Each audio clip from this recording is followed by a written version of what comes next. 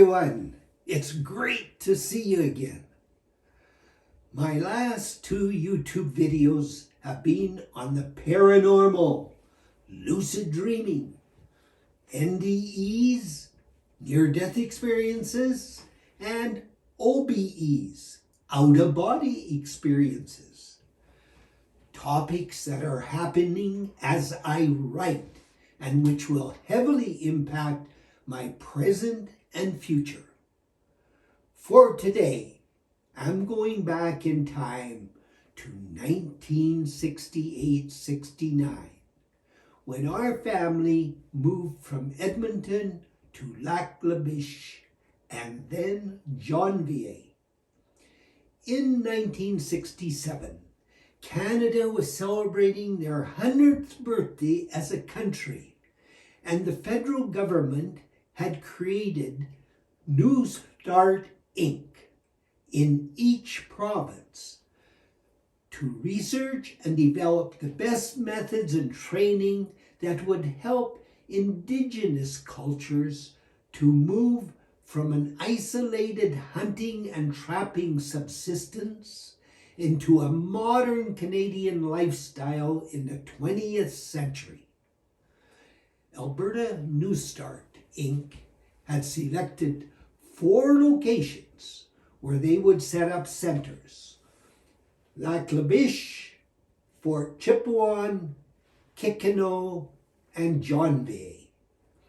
Janvier was chosen as a very isolated, smaller native community in Alberta, which had little access and few utilities. There was a grass strip for small bush planes and an old corduroy bush road that would have to be rebuilt before we could move trailers and equipment from the railroad siding at Chard to Janvier. I was supposed to teach school for Northland School Division, but instead Alberta New Start Inc. arranged with Northland for me to work for New Start as the center supervisor of their center in Janvier, Alberta. I believe I was chosen because I had completed a year of coursework in the Master of Education Administration at the U of A, had successfully worked as a principal of schools on a Métis colony and an Indian reservation, and most of all, because I was a farm boy who was a jack of all trades, master of none. It also helped that Kathy, my wife, was a farm girl, used to hard work and willing to run a nursery while training mothers to prepare to relocate with their family from living in the bush to the modern city of Fort McMurray. New Start's total staff were housed in Lac La Biche for a month of training and then supposed to go out to their respective locations. Jack Shields, head of Alberta New Start Inc., had wanted me, as center supervisor, to be the first staff member to go into the community and work with 12 local men to build a usable road from Janvier 10 miles to Chard, which consisted of a siding, a small general store, and a building for local staff who worked on the railroad. The Northern Alberta Railway, which ran from Edmonton to Lac La Biche and then on to Waterways Fort McMurray, was completed in 1925 and was the only all-weather, all-year connection to Fort McMurray besides airplanes. It was a very busy railway, as it was the only way to get the necessary heavy equipment and supplies north to develop the oil sands projects. The population of Fort McMurray in 1968 was 6,000. And 17 years later, in 1985, it was 37,000. An all-weather highway had just been completed by 1968.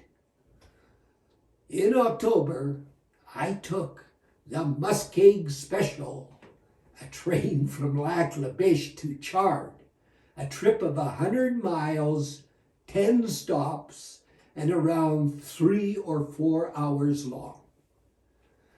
The train left a number of flat cars at Chard siding carrying an old World War II Caterpillar bulldozer, a used road grader, a used backhoe, a used gravel truck, a 4x4 truck, and a large German diesel generator to supply power. My day was spent meeting the 12 local fathers who I would be working with to build a road over which we could move the trailers, meeting the Stepanovich family from Lac La Biche who operated a general store, visiting Bob Tatum, who was a trapper and trader who came from the USA, married a local woman and had a large family, and 2 Northland school teachers and their students. We were supposed to be up and running by the end of the year, but we had a major accident that delayed everything by 2 months. 6 brand new trailers to complete the center were left on the siding, and a southbound train carrying a Caterpillar with its blade hanging over on one side ripped a big gash down the middle of every trailer.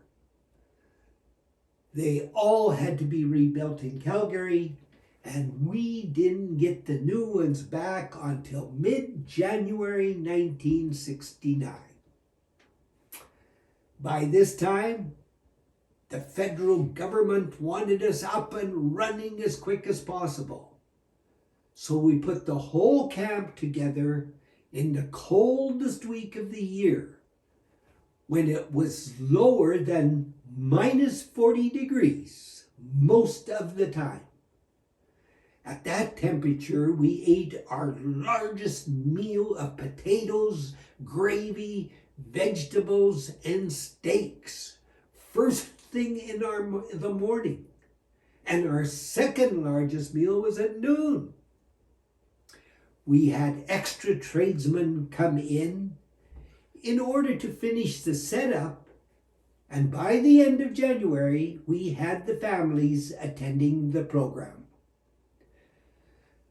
The New Start Training Center consisted of 3 residential trailers for the 6 staff, 3 married couples and their children, and the other 6 specially built trailers, shop, kitchen laundry, nursery, dining room, and 2 classrooms, plus trailers for the industrial power plant and water tank. The trailers were all connected by a common hallway, 3 trailers on each side. Our objective was to prepare 12 families, father, mother, and preschool age children, to prepare to move into housing in Fort McMurray, where the men would ideally enter into trade training at the college, and the woman would look after a modern furnished suburban home and the children. The local men normally trapped, hunted, fished, and worked for companies that were exploring for and extracting oil, gas, and lumber in the surrounding forest. They also served on professional forest firefighting crews during the fire season.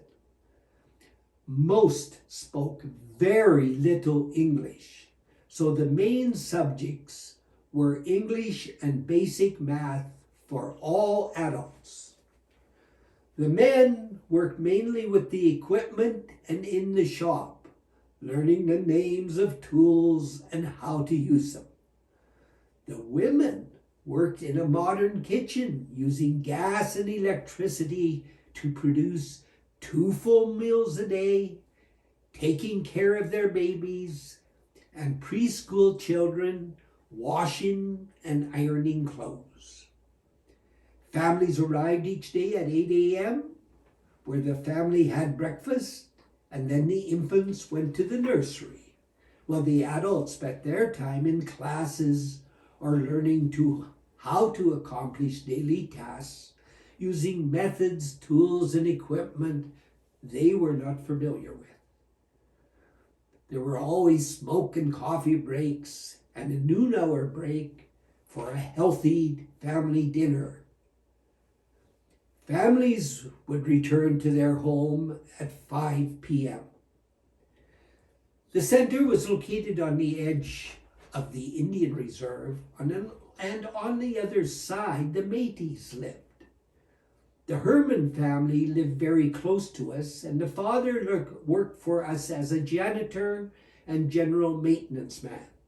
He had a large family, and his 18-year-old daughter, Maggie, worked in the nursery.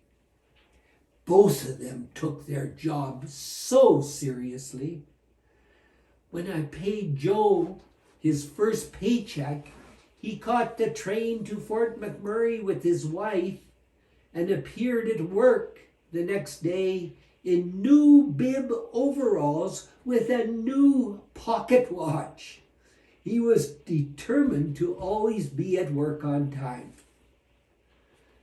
Kathy and the 3 girls had come up from Lac La Biche by train, and Roxanne, about 5 years old, was riding in the locomotive with the engineer when she threw her hat out the window.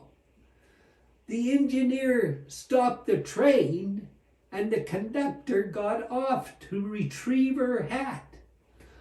Only on the Muskeg Special have I ever seen this type of customer service. We got to know the crew quickly and became good friends even quicker. One day, Kathy asked me to go over to the Hermans and get our girls. The 3 girls had taken their toy baby carriage, dolls, and plastic dishes and utensils and set up a playhouse in the center of the one large room log cabin where the Hermans lived.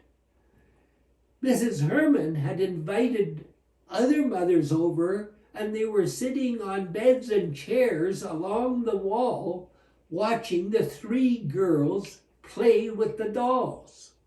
They were having a grand time laughing and commenting on how these 3 little white girls played.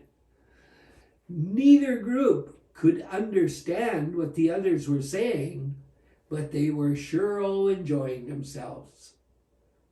I believe Roxanne, Nadine, and Naomi did wonders for the good relationships we had with the local people.